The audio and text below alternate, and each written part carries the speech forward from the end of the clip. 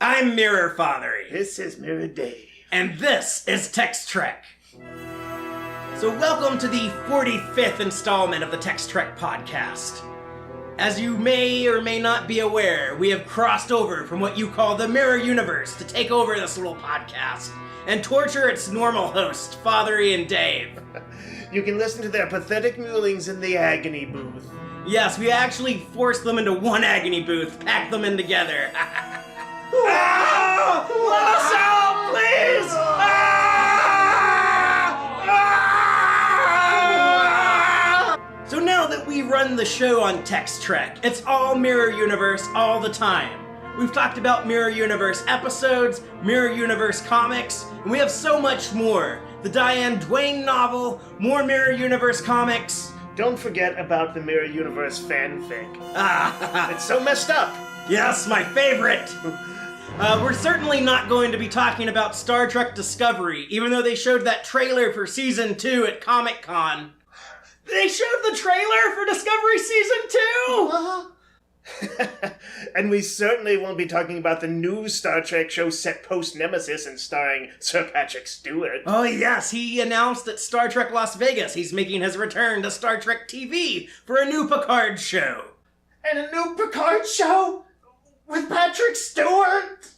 Yes, this Prime Universe thespian, Patrick Stewart, said that your Prime Universe world has become so dark and depressing that it's time for one of Star Trek's greatest heroes to return and bring back some light and hope. Dark and depressing sounds good to me. Certainly an improvement. I say keep this trend going. That news is inspiring! Dave, we gotta get out! We gotta see these shows! Dave, I'm breaking us out of here! It's no use! It's impossible! We can't win! I don't believe in the no-win scenario!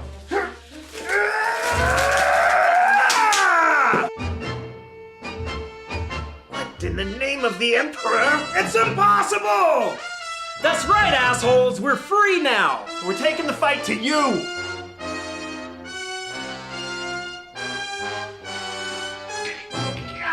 Double fist punch!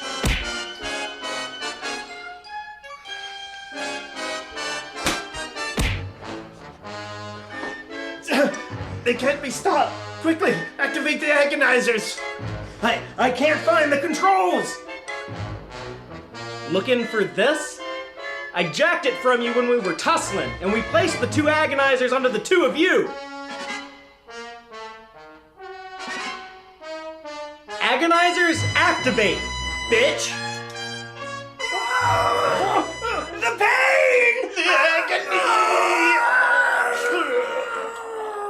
Alright, Fatheree, that's enough. Seems like we've got plenty of stuff to talk about. And you, we'll stop agonizing you if you beam us back to our ship. Alright. But we're not gonna forget this. You haven't seen the last of us! Computer, beam these two back to the Starship Texas.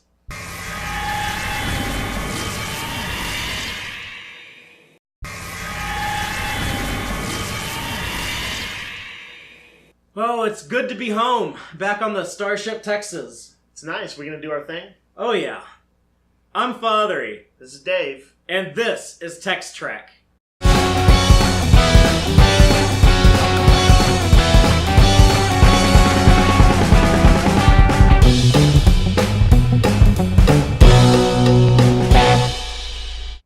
So I believe this should be the 45th installment of the Tex-Trek podcast. Nice.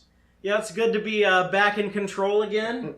Having defeated the nefarious Mirror Universe Us's. Yeah, the Mirror Us's are assholes. They were, but they won't mess with us after they saw you smash out of that agony booth the way you did. That was pretty fearsome, or my mighty two-fisted smash. Yeah. Remind me never to piss you off, because I just saw the mirror me getting smashed by your double fist punch attack. When you were editing our violent capture and escape. Yeah, so I don't want to see that again happen in this universe, but I know that we're gonna do something kind of special. Yeah, well, the Mirror Us's did promise a look at Through the Mirror, the comic book sequel to the miniseries Mirror Broken. Right. But we got a bunch of stuff to talk about in the meantime. I think we're going to put that off until October when the trade comes out. Right. There's just been all these announcements in the Trek world. Yes. So anyone interested in Mirror Universe Star Trek comics, we will talk about Through the Mirror in October when the trade is out. But for right now, so much to talk about. Yes. Like super big announcements. Some of the biggest in years. Yeah, this has probably been since biggest. What do you think? Biggest since Discovery was announced? I would say what was bigger than that was, I think at Comic-Con in 2007, when J.J. Abrams said he's making a new Star Trek movie with Leonard Nimoy. Okay, granted. But yeah, I think we're actually now with the new Picard show they're talking about, with multiple things happening on CBS All Access with the short treks, and it sounds like 2 movies in development. Like, I think we're actually in the biggest golden age of just the amount of Star Trek. Potentially, let's see like how much of the stuff actually comes out. But potentially since the 90s. Yeah, since probably like the 90s when we had Voyager and DS9 on TV at the same time, and we also had Next Generation movies. And so we're going to be talking about Picard. We're going to be talking about some other... Talking about Disco. Talking about Disco, which just released its trailer. There's some behind-the-scenes doings for the hypothetical 4th Kelvin timeline Star Trek, and some things not looking great maybe for that, but we'll talk about it. Yeah. So we'll just start off with the show that we do have now, Star Trek Discovery. Yeah. The season... In many ways, the reason we're here. Yeah, we got started around the same time that show was being developed, so... The trailer for Season 2 was released at Comic-Con about a month ago or so.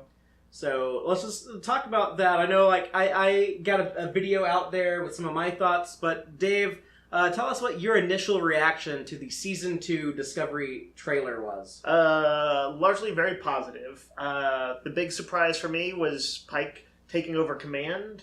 Somehow in all the different discussions about like what would happen when they met with Pike and how they would be working in with the 2 ships, the Discovery and the Enterprise, I never considered that Pike might simply take over the kind of the rudderless Enterprise. Now, admittedly, Discovery. Admittedly, I did want. Why can't I say the first officer's name? Saru. I did want Saru to. I wanted him to become captain. But I recognize that he's not necessarily like the most charismatic of characters yet. He's become more charismatic and he's super interesting to watch, but he's not necessarily... I feel like in some ways he's not going to put butts in seats, to think about it that way. I kind of like this approach of possibly having a different captain every season. Until eventually Michael Burnham is captain. I mean, like, if they do it every season, it's going to feel like this weird trope. And I hope that they don't do that. But yes, I'm assuming it's going to get around to Burnham at some point. But the guy playing Pike, Anson Mount, right? Yes. He looks like he's got some charisma, some of that Captain Kirk swagger, but in kind of a likable way. And so I liked all the stuff with him. I kind of don't know what to make of what do they call the red bursts that have Spock missing and are clearly going to be kind of maybe the overriding mystery for at least part of the season, if not the whole season. Because it sounds like there's these strange red bursts. It's such a non-scientific way to describe something for Star Trek, which, alright, it's not hard science fiction, but red burst is a real vague thing to say. Instead of like making up something like trilithium or something. Well, I'd say that there's plasma bursts. I mean, like, do they have like no notion of what it is? It's red. Red is just like the like this. It's like what we can get better observations in our telescopes in the present than something is red. We would be able to guess heat, density, distance. Radio waves, other things that it might be putting out. I feel like there's so much more.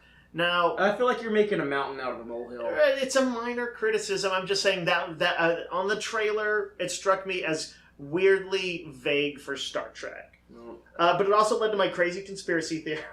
Did you mention it when you talked about this before? Yes, that you think that the red burst might make it connected to red matter. Yes. Which I actually would like that. I think that'd be cool if they tied in the continuity a little bit and they say something along the lines of if maybe eventually down the road we meet Spock and he's been investigating the red matter and he says something like, yeah, like some Vulcan scientists are interested in this. They might be able to refine some of this matter in a century or so. Right. And that would kind of set up, Spock Prime having the red matter to stop the supernova in Star Trek 09. Although that'd be a weird thing to set over up over 100 years later. I mean, I'll say this. I hated the red matter in the Kelvin universe. It was a super dumb idea. Typical. I mean, just one of those J.J. Abrams kind of very non-sciencey ideas. Yeah, it's such a bad thing to have in Star Trek. It would almost be like if they had a MacGuffin called proto-matter at some point. Look, proto-matter is a better idea, but I still didn't like proto-matter either, so I'm not going to defend it. But what I was going to say is, I half wondered if they might actually, tie the show into the movies in some way. Now, the movies are so in question right now that I can't imagine that they're really working in concert. But I'm just saying, Spock is missing in there, which...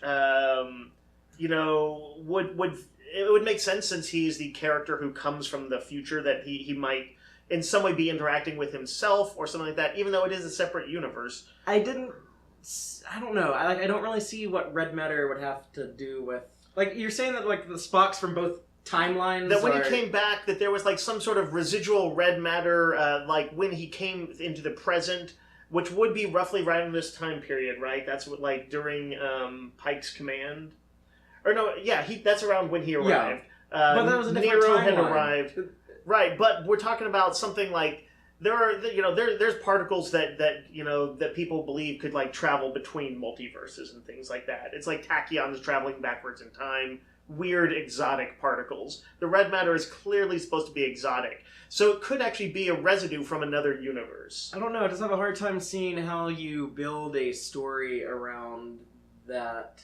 I think you only do it if there's an express purpose for it. And the only purpose I can think of is if they actually wanted to somehow undo the events of the Kelvin timeline by having, what's his name, Kirk's dad get saved. The fact that they've been courting... but that would be a couple decades earlier when the Kelvin was destroyed. That's true. But, it could still lead to that because it's weird time travel, timey-wimey stuff. Anyway, I haven't thought about this with it in a lot of detail because I don't think it's the case. Yeah, I think CBS is doing their own thing. Paramount is making the movies; they're doing their own thing. The two companies are kind of not getting along because right red now, matter was such a thing in the '09 Star Trek. It seems a little odd for them to do red bursts. That's well, like I said, maybe it can still be red matter. We know that red matter existed in the Prime timeline, right? And it could be setting up the long history that will lead to it to be used in the far-flung future. Like my idea, where Spock's maybe we can use this for something in 100 years or so. Yeah, he might send it off to a lab and then be like, I'll check back in 100 years. I when think Romulus blows up. Yeah, I think something like that is possible. I don't think there's going to be any type of we're connecting to this alternate timeline or anything like that. I like to be ambitious. Because otherwise then it's just filling in a bit of trivia. And clearly, if Spock is missing, it must be important. He must be after it for some reason. It's probably some reason that neither of us have guessed, and that there's no way to guess without knowing more about what the main thrust of this season is going to be. We should explain what we're talking about with the trailer, though. Is that in case you didn't see it or don't remember, the trailer sets up the idea that Spock has disappeared to investigate these 7 red bursts that have shown up. Pike has come onto the Discovery, and he says that he's going to be in command. We assume that will just be temporary. We know at some point he's probably going to go back to the Enterprise. Right. My thinking is that number 1, who will be played by Rebecca Romaine, she is probably going to be in command of the Enterprise.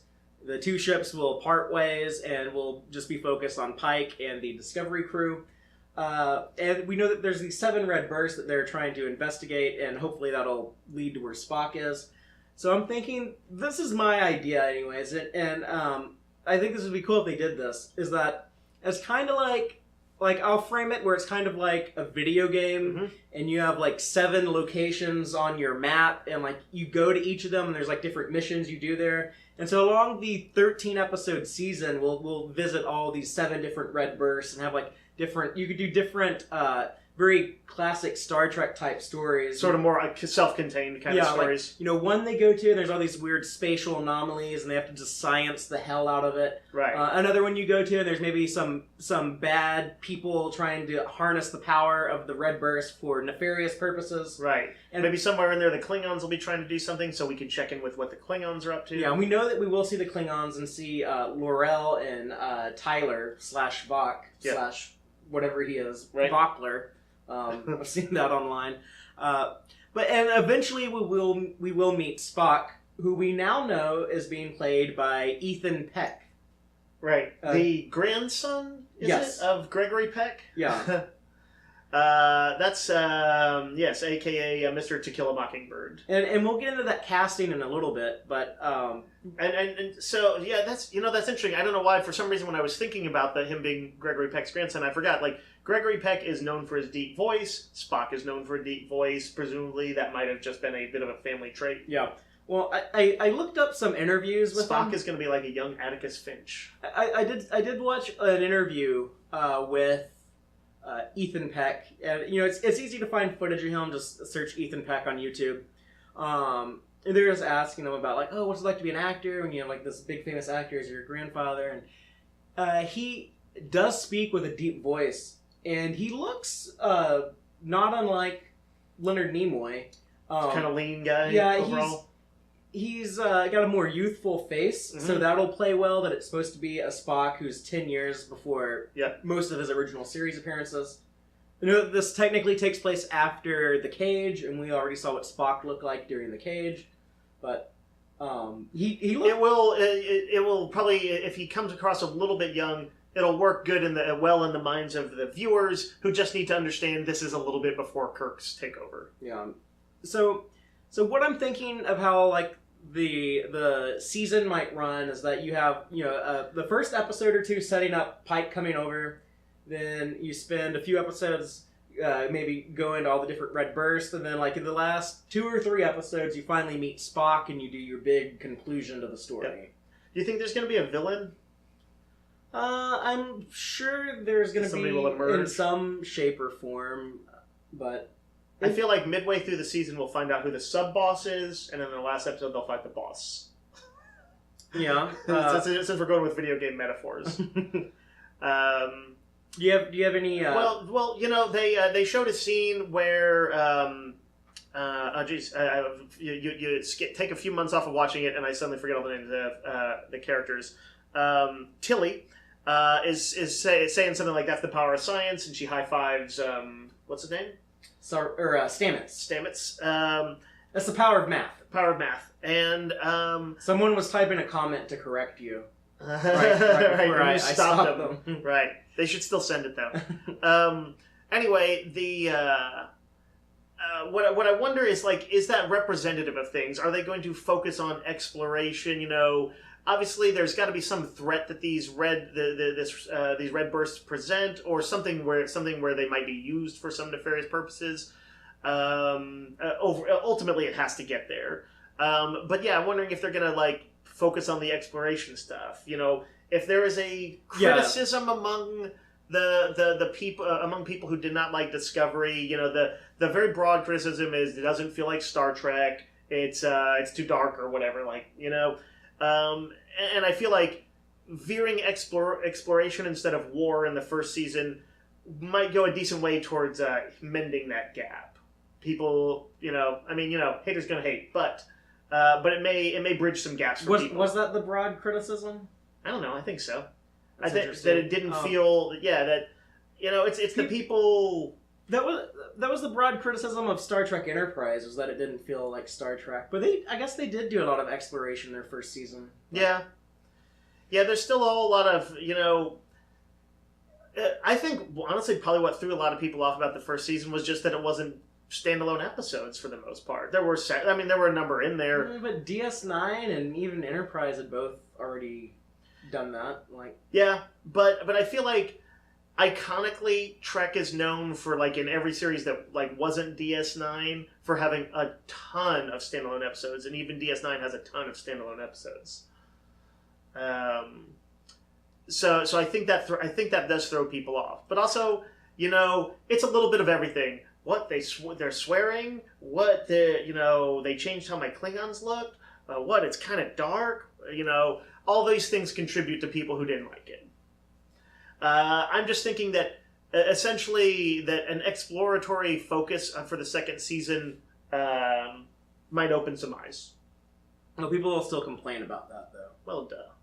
But that's something. It's not a Star Trek show unless there are a portion of the fans complaining about it while it's on. Right. And then after it's canceled and been off the air for a while, then people are like, "Oh yeah, I actually really like that. It's so much better than the shit we're getting now." Yeah. So, it's true. Ever since Next Generation, that's been a trend. So taking it back to the trailer. Yeah, and I've been on that trend before, too. I was like, Next Generation sucks. And then later on, I'm like, Next Generation was great. What was wrong with me? But I guess it wasn't necessarily in service to... There were some things you didn't like about Deep Space Nine. Yeah. But that one, if pressed, I could have, I would have been able to say, I just know very little about it. But there was also some things you said about Voyager, I believe, when it first came out. Yeah, so. Totally. I was a reactionary fan. You were even just telling me earlier today how you're starting to appreciate the Kelvin movies more. Yeah. Yeah, it's weird. So Dave just dislikes Star Trek until a few years later, and then he likes it. He's part of that portion of the fan base. I'm trying to tighten up the gap in there so that this time it only took me 2 episodes of Discovery of terror and fear of it, and then I was kind of like, Yeah, halfway through the season of Discovery, you were really starting to dig it. Yep. So. Let's see, what else is in this trailer? Lenny Kravitz. Only if you're watching it in the United States, the CBS trailer. If you're in another country and you're watching the Netflix version of the trailer, it has different music playing. I want to know what the different music is. I'll show it to you later. What was the Lenny Kravitz song? Fly Away? Yeah. Something like that? Came out in 99, I think. They used to play the music video on VH1 like 1,000 times a day. Star Trek has embraced a little bit more pop music in the last 10 years, I guess I'm going to say, since Abrams. But, kind of, it gives it a little bit of energy in the second half. What else? You see her flying around in that ship with the spinny little thing flying around it. Some kind of little probe explorer ship, it looks like. You see the Discovery getting gashed by an asteroid. So when they're flying around those little pods, there's that cool little beat where Burnham says, it's okay, Discovery's got you, right, ladies? And then we cut to Detmer and Owasakin actually having a character beat and doing something. Yeah. And talking. Right. Maybe a little indication of more time with the supporting characters. Yeah, and the actors and I believe the writers also have said that we will get to know those people a little bit more. Because like a lot of people, when I talk about these characters, no one knows who I'm talking about. But there's a tactical officer named Reese. There's a communications officer named Bryce. Then you have Owasakin as Ops, and Detmer as Helm. And Arium, Robot Face, she's the Spore Drive operator. But I only know that because I went and read it all somewhere, where somebody said it in an interview or something. They never acknowledged that on the show. Right. Well, it might be like the first season, I don't know, the Next Gen with O'Brien or whatever. You're like, yeah, that's that guy that's occasionally in the background. Yeah, but then after a couple of seasons, they actually I'm currently rewatching Next Generation because I'm always watching Star Trek. Some iteration, yeah. Yeah, and I've noticed there's a lot of season 4 and season 5 episodes of Next Gen with Keiko O'Brien, and so they eventually fleshed out O'Brien enough to give him a wife and a baby. Yeah, it's true. And then it only took them 5 seasons or whatever before they were kind of getting there. Yeah, well. I'm hoping we don't have to wait that long on Discovery. It sounds like we're not going. We're on a faster track, I think, right now. Let's see. Anything else to kind of guess about what's going on in there? At one point, by the way, we do see Pike in the Discovery crew jumpsuits or uniform. Rather. Yeah, so he's going to lose the gold, which I dislike because I like seeing color on Discovery. I'm overall. Do you think do you think Discovery's going to end up switching over at the end of this season? If they do what they say they're going to do, where they're going to make things over the course of the show look more visually like the original series, I really want them to switch over. Well, I generally like the look of Discovery. Yeah. My only big objection would be is I think the sets and the uniforms, everything kind of looks too sterile. Mm-hmm. I would love to see more color on there. And just those shots we see of Pike and his personnel walking around in the Discovery corridors, and they're wearing... It kind of brings this visual energy to it. They got the gold and the blue and the red, all three, walking around in there. Yep. And yeah, I know it would make more sense if they were wearing Cage-style uniforms, because that's what we saw in the Cage and where No Man Has Gone before. But Starfleet has done weird stuff with uniforms before, where we see different parts of Starfleet wearing different uniforms during the same time. Somewhere behind the scenes, there are rival fashionistas fighting it out for control. Or just like whatever admiral is in charge is like, I really like these uniforms. Right. And then they get rid of him, but then he comes back to being in charge a few years later. I don't get too hung up on it. I'm willing to allow it the same way I was the Klingons' new look, which at least these uniforms look good, and the Klingons were okay. But speaking about the Klingons, we have confirmation that the look of the Klingons will change again for season 2 of Discovery. Well, do you mean that they're going to actually change the design that we see all the time, or just that we're going to see other Klingon types? Maybe we're not sure. The way that the makeup guys are wording it is that we will see a new look for Klingons. There's also mention of the fact that the Klingons were all bald in season 1 was kind of a religious thing. That there are, it implies that there are Klingons that aren't bald. Yeah, I need to see that luxurious hair. That, the long Klingon locks and ponytails and all that stuff. But I actually think that, the makeup guys, based on some of the things that I'm hearing, I think they want to do more traditional-looking Klingons. What we know now, though, is that Brian Fuller gave the directive to make all the Klingons bald. Mm-hmm. And it's funny that, a year ago, before season 1 came out, we were so worried how the show would do without Brian Fuller. But the further they get from a lot of his original vision, the better the show seems to be. Is this like TNG escaping from Roddenberry's shadow? A little bit, yeah. And maybe Brian Fuller would have done a better job if it was actually himself at the helm the entire course of the show, and he was in charge of everything. He might have had a better handle on some of the weirder stuff. Right. I feel like the spore drive and the magic mushrooms and all of that was all came from Brian Fuller, and the spore drive is really weird. Right. I kind of like the way that they handled it, but it looks like they're getting away from that now. Right. It's not something that is typical of Star Trek, but it works well enough given experimental ship. Yeah. The Klingon redesign, no one really likes.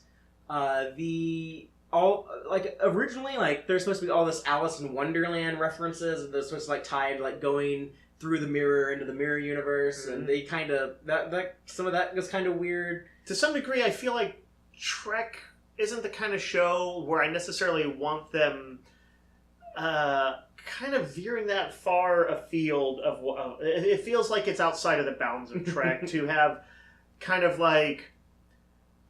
elements that exotic all the time. It's that is going to if there was more of that, it would start to feel less and less like Trek and more like some director's vision of Trek. Yeah, but Brian Fuller had worked on Deep Space Nine and Voyager. He had written for Star Trek before. Yeah. But certainly he was not Brian Fuller the way he is now. Yeah, the guy who ran all these shows that got canceled. Yeah, but his name came out fairly spotless and still sought after. So, my point being that he might not have felt like he had the power to do the changes he wanted in the 90s, but now he certainly does. Yeah, and it might have been more of a Brian Fuller show than a Star Trek show. Right. Which I didn't want to see. I hear Brian Fuller shows are cool. That's great. I'm a Star Trek fan, though, not a Brian Fuller fan. To use to take it back to TOS, I've always felt that Roddenberry made the right decision in tweaking Harlan Ellison's script for City on the Edge of Forever. Yeah. as much as I kind of like respect the idea of of a writer's vision or whatever, there are different rules when you're playing in the sandbox of a franchise. You gotta play by the rules sometimes. Yeah, you're playing with someone else's toys. You gotta play by their rules. Yeah. But after Brian Fuller left, we had Gretchen Berg and Aaron Harberts, who were kind of like his two little lieutenants, take over the show. And just from everything I heard, listening to the writers on Discovery, I don't think they were that involved with the writing. I always hear more from people like Kirsten Beyer, one of the writers, Ted Sullivan, one of the writers. And now that Berg and Harberts are gone, supposedly they got fired for being mean to the writers, like yelling at people, and they went like a little over budget with like the first episode of season 2, the season 2 premiere. I don't know if just like CBS liked Alex Kurtzman more, if like they actually were like mean to the writers, and they were whatever. But whatever happened, we always give Alex Kurtzman shit. He co-wrote the Kelvin movies that some people despise. He directed this Mummy movie that apparently everyone hated, although I've heard it's actually not that bad. That's both of those are accurate. It's not that bad, but it's got some weaknesses. And Abrams' direction, I think, by the way, is like what really energized those movies and also paved the way for. I know he didn't direct the third one. Who directed the third Kelvin movie? One of the Fast and Furious guys. Was it Justin Lin? Oh yeah, Justin Lin. Justin Lin. Okay, yeah. But anyway, I feel like the writing kind of was elevated by the actors' energetic performances and Abrams' energetic direction. There's definitely writing issues with those movies, even at their best. And he also destroyed the Transformers with co-writing the Bayformer movies. Yeah. There are legit reasons to want his head. But as far as Star Trek goes now and Star Trek Discovery, I mean, I liked the trailer for Star Trek Discovery Season 2. I think a lot of that is footage from the first episode of the season, directed by Alex Kurtzman. And I think we're going to What if those red bursts are literally just in the first episode and like Spock is found at the end of the first episode and not in episode 8 or something? I don't think that'll be the case at all, because we know that they've already shot at least 6 episodes. Without Spock. And yeah, like we didn't get like the Spock casting news until very recently, at the time of recording this. But it'd be funny. I think that is extremely unlikely. Continue your train of thought. One of the things that I thought would be awesome is that because when they did say that Alex Kurtzman is going to be in charge of Star Trek on TV, they got this 5-year contract with him. He's developing other Star Trek shows. I actually said this to a couple people that like best case scenario at Comic-Con, because I really wanted to hear something about like more Star Trek, more shows. The next thing I want Discovery to be like showcased, get a trailer, but I want to know what's next. Right. Best case scenario, he brings out Patrick Stewart. We've had all these rumors about a Picard show. Right. He just surprises the crowd, has Patrick Stewart on stage, and lets Sir Patrick announce a Picard Star Trek show. And that didn't happen at Comic-Con. And what we did get, though, was the mention of the short treks. We'll just briefly talk about they're doing like these little short films. We don't know too much about them other than like there's going to be a Mudd one, a Tilly one, a Saru one, a new character one.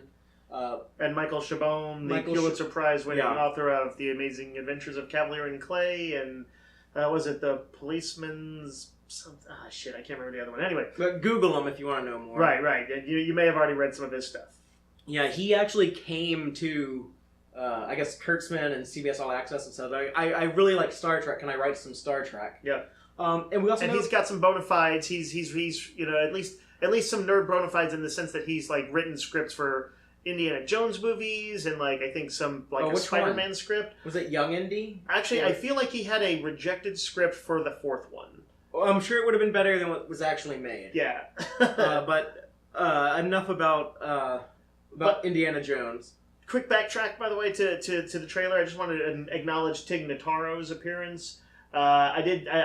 She looks like she'll be a fun, darkly humorous voice. Yeah, it looks like they're writing a character that plays into her personality. Comedy, because I think she's more of a comedian than an actress. It's based on what she's done in her career. Sure. And so that's good that they're writing a character for her. I laughed at her line in the trailer, And I'm hoping that she's in the show a lot. I'm kind of thinking she's only going to be in 1 or 2 episodes, but I would love for her to just become a regular. Yeah, that'd be cool. Because we need a chief engineer on Discovery. I was about to joke that she could be the Chief O'Brien, who kind of shows up periodically, and that sort of works.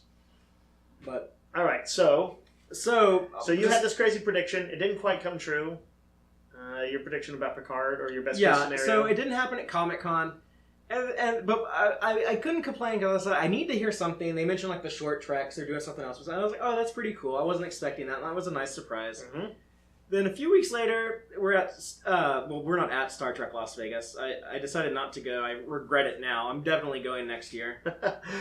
But yeah, something went down there. Yeah, and it is so weird because they never announced big stuff at Star Trek Las Vegas. Like all while the Kelvin movies were coming out, they never like went there to like really like show off or like drop a trailer or anything like that. It was always just like this thing that like the Trek nerds went off and did to celebrate Star Trek, but the studios, like whoever's making like the new current Star Trek, never really participated there. Mm-hmm. Discovery did a little bit last year when they had some panels there, but I was thinking like, what if they actually did something at Las Vegas?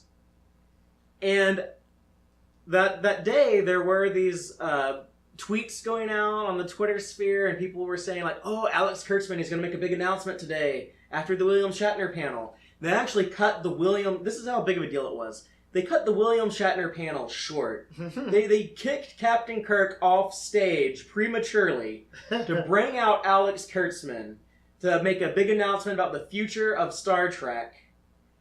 And so big that even he couldn't announce it. Yeah. He had to bring out a special guest. He had to bring out Patrick Stewart. Yep. And they did confirm that this rumored Can you imagine Picard if you had been there for that, Fatheree? Yeah, I would have cried. Yeah. Like, no shit. Like, there would have been tears coming out of my eyes. There were tears coming out of my eyes when I was just, like, watching the stream of this on YouTube. But well, that's, what I think one of the interesting things, and this I think why Picard and Patrick Stewart are so revered, is because they do feel like each other. Like, Patrick Stewart seems like the guy that Picard is in some ways. So opposite of Shatner and Kirk. Opposite of Shatner and Kirk, yes. He's the actor who lives up to the character in a lot of ways. He does so much charitable stuff. He seems to be beloved. Anybody who works with him seems complimentary. He's got a sense of humor about himself. No stick up his ass. He always seems like a great guy. And so one last thing about Alex Kurtzman, and then we'll talk about the Picard show. Mm-hmm. He did everything I said would be like the best thing for him to do. Like make a Star Trek Discovery season 2 that has that's maybe like less dark, more exploratory, mm-hmm. more like positive energy to it. Make some more Star Trek TV shows. We can handle more than one show. We've done it before. And just get back Patrick Stewart. Hell, that's like you can't bring back Leonard Nimoy again, but Patrick Stewart. I think they're the top 2 most iconic people in Star Trek is either Spock or Captain Picard. So let's get Picard back on. What you're saying is you think Kurtzman watches our show? He's listening to me? Yeah, who knows? Who knows what secret sort of methods they might feel that we have our finger on the pulse. Yeah. Kurtzman, I might have to take back some of the things I said about you in 2007 when I saw a terrible movie you co-wrote. But let's go back and reevaluate those movies. No, that's maybe our opinions will transform. But yeah, Kurtzman seems to be doing everything right, and I'm going to reserve a little bit of judgment until I actually see this Picard show, see Discovery Season 2, but right now I'm extremely optimistic. I am more excited now than I thought I would be. But every once in a while I've seen this in comics or movies or something like that. Somebody has like a project that feels like it's their calling. It's the one where they kind of shine on it. And I might have been like, oh, I never really paid attention to this person, but they're so good on this. And sometimes they never do anything really that I love after it. But I've absolutely seen it happen any number of times that somebody kind of finds what their niche is, and maybe this is his niche. Well, let's see. We're gonna watch season 2 before we jump to conclusions. I really like the Discovery writers. Yeah, I like Ted Sullivan. I like Kirsten Byers. Mm-hmm. By the way, the writers' room on Discovery, they call it Kirsten. I think I'm saying it. I think it's like Kristen, something. I think it's Kirsten. Sure. I'm sorry, I'm getting her name wrong. Keep talking. I'll look it up. But they call her like the keeper of the canon in the writers' room. Like she's like really onto like the continuity, and she's a Voyager novelist. So she comes from like the world of Star Trek novels. Yep, Kirsten Beyer. You're right. And okay, cool. And she was she came up with the concept for what this Picard show is going to be. Which we don't know yet. But I think that bodes well, and we'll get into what we do know. Mm-hmm. Based on what Patrick Stewart said, the show will be set about 20 years after Nemesis. They don't have any scripts written yet. That's the real-time gap between now and Nemesis, right? Nemesis came out 16 years ago. Okay. But I think it'll be 2 years before the show is actually out, because they haven't written any scripts yet. He says they've just been talking story. Yeah. I should also say that, based on like what happened with like the Next Generation movies, Patrick Stewart contractually was given a lot of creative control. He had to approve things. The reason why they have him driving a dune buggy around in Star Trek Nemesis is because Patrick Stewart really wanted to drive a dune buggy around. Yeah. So I'm hoping he doesn't want any weird things like that. Doesn't have too many weird demands, but he will have some impact. And like you said, like the line kind of blurs between Patrick Stewart and Jean-Luc Picard. Sure. He definitely has like an incredible handle on the character. I'm confident he still knows how to play this guy. And I love that he'll have some impact and some influence on the approach they're taking. He actually said he was kind of reluctant at first to do it, but he loved the idea they came up with. Mm-hmm. He's done a lot more comedy, by the way, since then, and sort of unusual roles where he gets to like be super profane. Yeah, Blunt Talk, Logan, yeah, both very profane. Or that he, essentially can kind of laugh at himself. Yeah, I'm going to mention it. The Emoji Movie, he played the poop emoji. But with his proper British accent. Picard's general trajectory in the Next Generation was to kind of lighten up a little bit, to kind of, this is the whole arc of the character was to become more friendlier with his crew and kind of become a family, sort of. And I do wonder if he will push for, or anyone will push for, a Picard that is a little bit more of can crack a joke more easily. Like, we always think of him as this very, British to the point of of hurting himself through his reserve and controlling his emotions. That showed up in episodes. Are they going to show that that's kind of swept away? I mean, that's such a part of who he is. I don't know if they'll go that way, because he says he's a very changed Picard, and he also said that he's no longer a captain. Right. I don't know. That kind of maybe.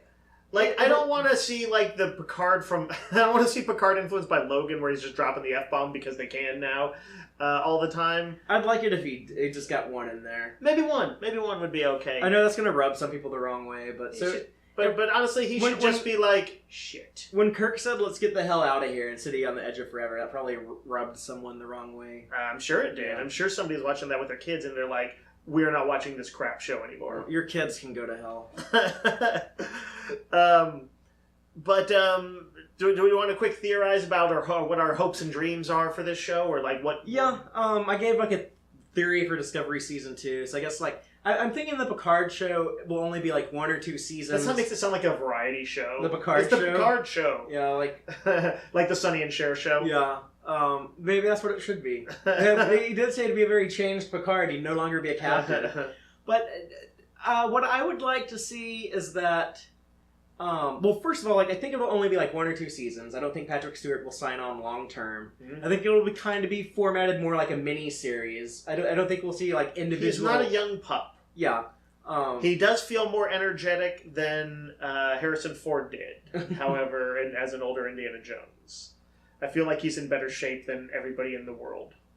What I would like to see, though, is a post-Starfleet Picard. I don't want him to be an instructor at the Academy. Mm-hmm. I don't want him to be an admiral. Because Kirk told him you stay in that chair as long as you can. So I think he would say a captain until he's ready to leave Starfleet. Mm-hmm. So maybe he's gone back to working on the vineyard like we saw in All Good Things.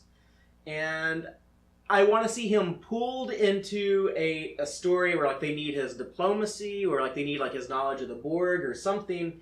He gets pulled into something. He basically runs the gauntlet of all the different Picard type stuff. We see him do some archaeological stuff. He has to go like dig something up on a planet. They're on a ship that gets attacked. He has to become like the tactician and like tell them like what maneuvers to do. Like maybe like do not the Picard maneuver, but maybe like something else that's right. Something that that perhaps developed in the lost time that we didn't see. And then like see him like do the diplomacy, like see him get conflicting sides on the same page.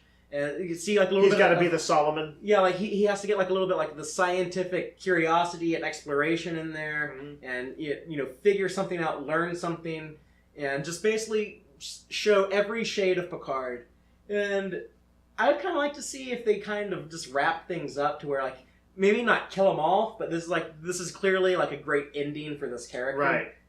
I think we've off mic have talked about occasionally the notion that I in particular don't want to see the characters that we knew and loved from Next Generation. I want to see them avoid the pitfall of the newer Star Wars movies, which is to say that all those characters either came to kind of sad endings or lived to see their greatest foes essentially rise up in a new form again. Now I know why they did it, meta, outside of that continuity or outside of things. They need, Star Wars is a fairly limited focus, and they needed some bad guys for the good guys to fight. So. But with Star Trek, I don't want them to have the broken marriage of Han and Leia. I want like Riker and Troy to still be together. I think they will be. And it doesn't mean that I don't want it. It does, yeah.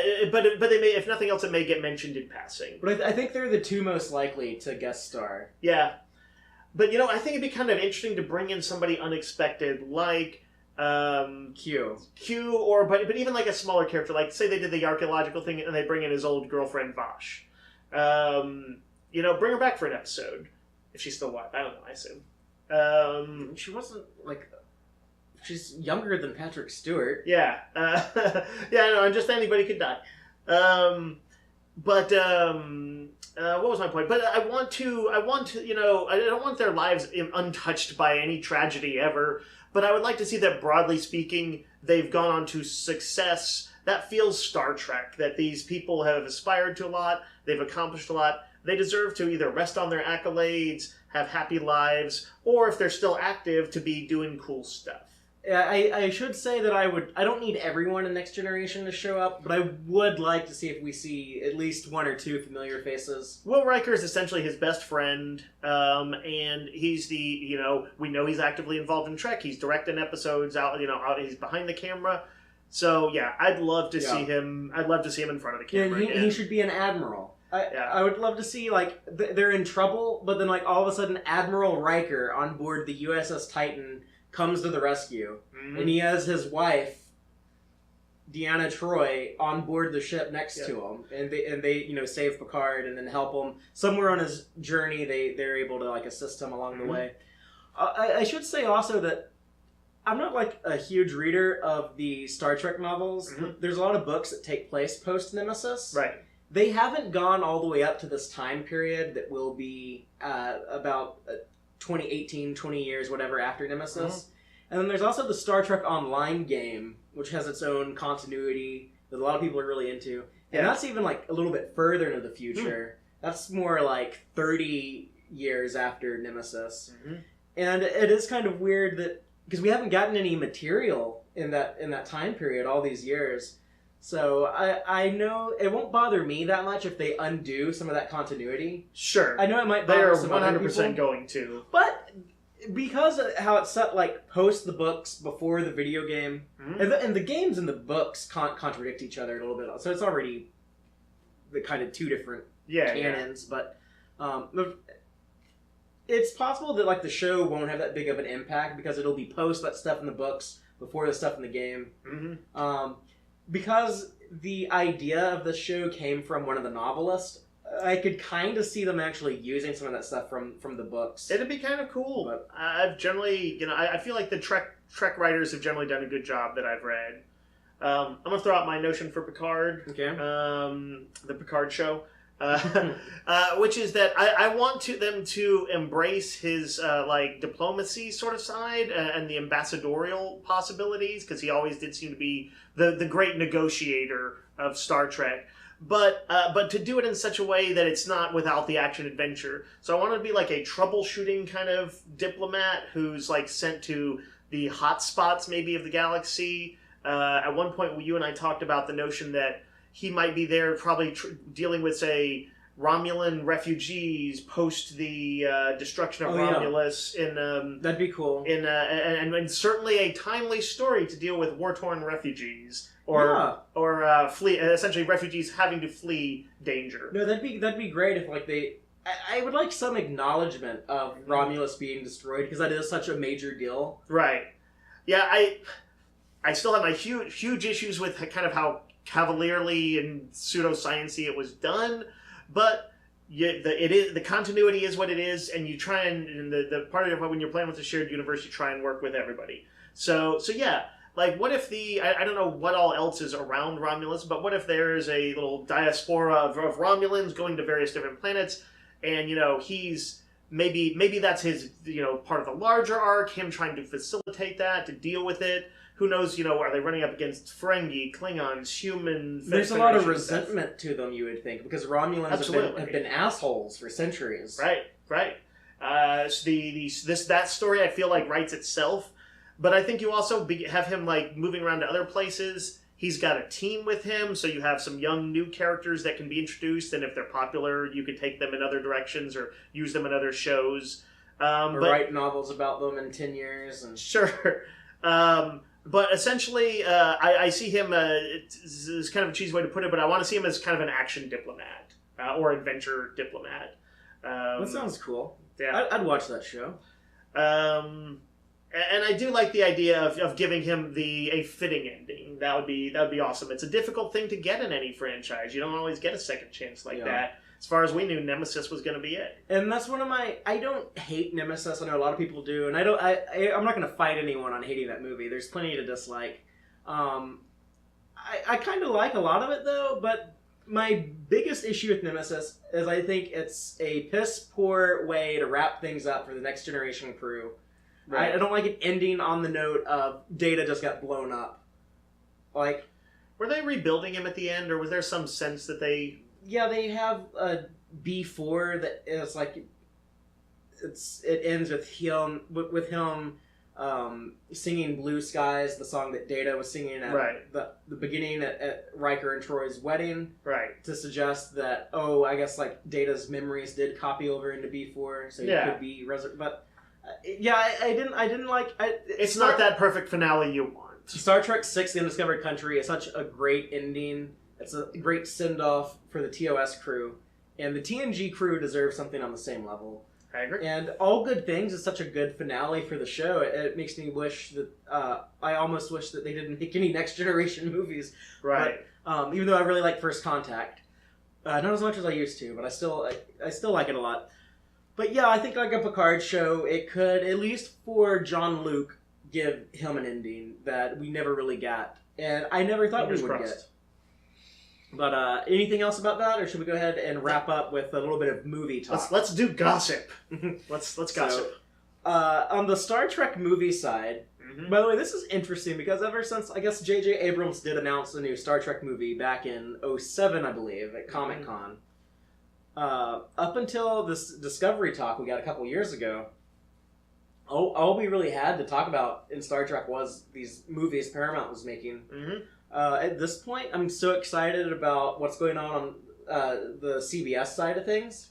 I'm not even that... You're like, who cares? Who cares what those movies do now? Even in a day and age where we're talking about a Star Trek movie helmed by Quentin Tarantino.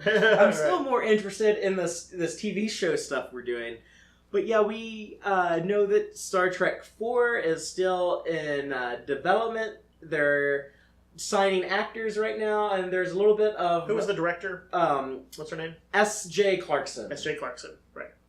But Chris Hemsworth and Chris Pine, at this point in time, they've negotiations have broken down. Yeah, they've stepped away from the negotiating table. Right. So, and we were told that the movie would be about George Kirk somehow either through time travel or whatever, but George Kirk and his son James T. Kirk in this Kelvin timeline somehow like meeting, teaming up, doing something to do with red bursts. Yeah, who knows? That's possible. But yeah, so the two guys that the story is going to center around, those actors are turning down the... So, and I'm not really sure how this works out, like, finance is kind of the weird, way I heard it was like, a lot of people are reporting that movie is, that script or that concept is dead. And no one's reporting that.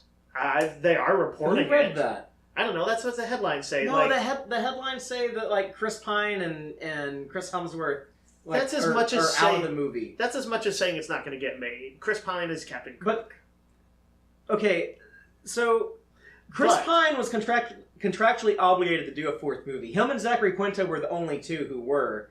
But it sounds like Paramount is trying to keep the budget of the movie down because Star Trek Beyond didn't perform as well as they wanted with the huge budget they gave it. Right. And so I guess they're trying to like renegotiate to get him on at a lower pay, which I don't understand why anyone would expect him to do that. I don't know if they're telling him like you'll have to work fewer days, you won't need to be on set that much, or like what are they offering him to like make him do the movie for a lower pay than what he was originally told. Yeah. But surely Paramount knew, like, yeah, this guy is probably going to turn this down. I don't think that the project is dead at all. I mean, it might be. We've seen stuff like this break down before. But I'm thinking surely they had a plan, like, come at him with, like, with a level of pay more to what he would be expecting. And I think if they did anything, they could probably just change the story to where, like, okay, we can't afford Chris Pine and Chris Hemsworth. George Kirk, you're out of here. Let's just get Captain Kirk. And just give up on Hemsworth. Right. You know, use that money to pay Pine more. Yeah. Does that mean that they would then have to, like, commission a new script? I mean, for all I know, there's probably several scripts already in possible. Star Trek Beyond, arguably the best movie of the Kelvin movies, it got a new script with new writers really quickly because Bob Orsi was going to write and direct it. He kind of left at the last minute. And then, do you know if Simon Pegg is wanting to continue to... Simon Pegg's not writing this. Well, maybe he will be now if they have to rewrite it, because that's what happened last time. But so far he hasn't. Yeah. But I am guessing this movie will still happen. I think one of the problems with Beyond is that they gave it too big of a budget. Like, Star Trek movies aren't going to make as much as, like, a Marvel movie. Right. So don't give it a $200 budget. Like, the Yorktown Station looked cool, but I would have been fine if it was just, like, if it looked something more like Deep Space Nine. Did you say don't give it a $200 budget? $200 million budget. Just checking. Well, don't give it a $200 budget either. Let's see what they can do with a little bit.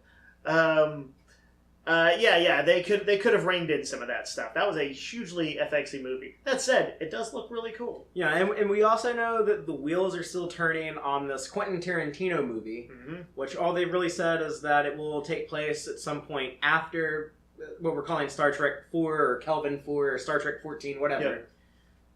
Yeah. It is nice to be able to that there's so many Trek projects going on that we don't have to pin all our hopes on one thing. Right. And indeed, if anything's got to go, you were saying earlier, like, Star Trek Beyond is a pretty good send-off if that's the last one that ever gets made, if it should happen to break down that bad. And I would, I'd like to see another Kelvin movie if they did that. I think that'd be great. I'd certainly go see it. I hope it's good. But if they ended with Star Trek Beyond, I'd be fine with that too. And, they can just go in a different direction with the movies from now on. They'll just be like, yeah, we got that little Kelvin trilogy. Right. Something that happened, it was good for what it was, and we'll move on to a different type of movie. Maybe they can start their Next Generation movies. The Next Generation Kelvin crew. Yeah. But the other possibility I see, and it's I guess now it's sounding like the Tarantino movie is going to be with like the Kelvin actors. Because like a lot of them seem to think that they're going to be in it. Yeah, but it seems weird. It's hard to imagine him putting. Is he not going to necessarily direct it? He might not. Yeah. If he does direct it, it's hard for them to imagine it conforming to the Kelvin timeline, but shit, who knows? He is the weirdest wild card like Trek has ever had. For sure. Like I have no idea how they work the franchise, incorporate his style into the franchise. If he wants to put his style mark on it, and I bet he does, or if they just let it be its own weird thing, its own out of continuity thing. Who knows? Here's another thing. Let's say that in the same way that what do you call it? Inglourious Bastards was somewhat out of continuity with history. Yeah, but I love that movie, and I'm okay with the creative choices that went into it.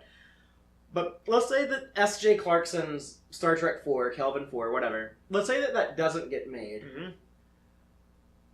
Could you tweak the Tarantino movie to not be with the Kelvin characters, because we can't get Chris Pine back or whatever? Mm-hmm. Do maybe a similar story with a different cast, and just go all the way in on the Tarantino Trek now. And I know that's terrible due to S.J. Clarkson, because this was going to be like her big break. This was going to be like her first big Hollywood movie. And I feel sorry for her. And if that happens, I hope that she gets another gig. When you say all the way in, you talking about like presumably with just like, Chris Pine still back? Well, no. Like if they can't get those guys back, then just like recast, make okay, so you're talking about an original crew. Yeah, it doesn't have to be Kirk and Spock. Do something else. I absolutely think that Tarantino could pull that off. Yeah. And it might even be the better choice for overall, is to kind of let him play in his own field an unseen starship with that he can do basically whatever he wants with. Yeah, so I mean, like, there's a bunch of stuff we can do now. You know, he loves those Mexican standoff scenes, you know? Inglourious Bastards had one of the greatest ones with the guns under the table. Yeah. But Reservoir Dogs, of course, famously has one, and I'm going to blank on them all, but they show up in some of his other movies as well. I want to see... Yeah, the diner in Pulp Fiction. Yeah, exactly. I want to see that with starships. I want to see a hair-trigger, 15-minute long scene where everybody, like, any shot could be the spark that just utterly terrorizes things. And it's got to be like an innocent civilian freighter or something in there with like hundreds of lives at stake. Yeah, and Tarantino can like milk a moment. Just the tensest shit ever. Yeah, like one of the most like pulse pounding things I've ever watched is the opening to Inglourious Bastards. Not just the opening, but then later in the movie when she's sitting at a table with the guy who murdered her family. Yeah. Like drinking coffee, eating cake. Yeah. And like that was just like, oh my god, I'm on the edge of my seat. What's going to happen? I'm so nervous. I'm so worried. Yeah, what he could do, like playing around with starships. He's by the way also good at like creating villains like that. So he could come up with a pretty amazing villain potentially. The Christoph Waltz in Inglourious... Wait, Christoph Waltz, right? Yeah. Yeah, in Inglourious Bastards was... Well, he won an Academy Award for it, right? Bill and Kill Bill. Yeah, totally. Like, these are super memorable and yet unusual villains, so... But yeah, Christoph Waltz, I actually like walked out of Inglourious Bastards, and I told my friend JT, who saw the movie with me, I said, he needs to win Best Supporting Actor at the Oscars. And then he did, so I was pleased with that. But yeah, that was just first ad in the Picard show. You got skills. Yeah, what else can I predict? Hit me up. An aneurysm for Trump. Hit me up for stock tips. Do we have anything else? No, I think that's it. So we will be reporting. It's an exciting time for Trump. Yeah, and we're going to go into more detail on the shows, the movies, the merchandise, the video games, everything. We're going to take a big look at everything going on in the franchise in a few weeks during our big, spectacular 47th podcast episode. Hell yeah. Does everybody listening know what the 47 means to Star Trek, or are they dumb like me? Yeah, that's the number that reoccurs in every iteration of Trek. Yes. And it's like their totemic inside joke, but kind of totemic number, the same way you might say DC held on to 52 now. Yeah. And but before that, we will be getting on to some Deep Space Nine talk, like we wanted to do before we got kidnapped by some assholes from the Mirror Universe. Jerkwads. Dave is currently making his way through the first season of Deep Space Nine for the first time. Closing in on it and ready to give my report. Yeah, it is the 25th anniversary of Deep Space Nine, so we're going to be talking about that first season. Yep. And that'll probably be next time on Tex-Trek. So, until then, live long and prosper, y'all. Thank all of you so much for checking out this installment of Tex-Trek. I hope you enjoyed it. Please be sure to like our YouTube videos and subscribe to our channel. Audio-only version of episodes are available at our website, www.tex-trek.com. Please check out our site, especially if you just want an audio-only podcast. We have that available for you.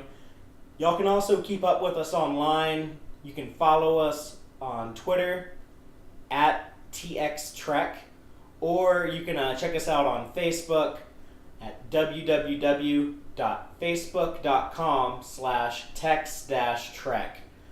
Please, by all means, let us know what you think by dropping a comment anywhere you see fit. We definitely want to hear your feedback. Let us know what you liked and what you would like to see more of, what you would like to see differently going forward. If you want to email me directly, go ahead. I can be reached at fathereeactual@tex-trek.com. Thank all y'all again. Take care.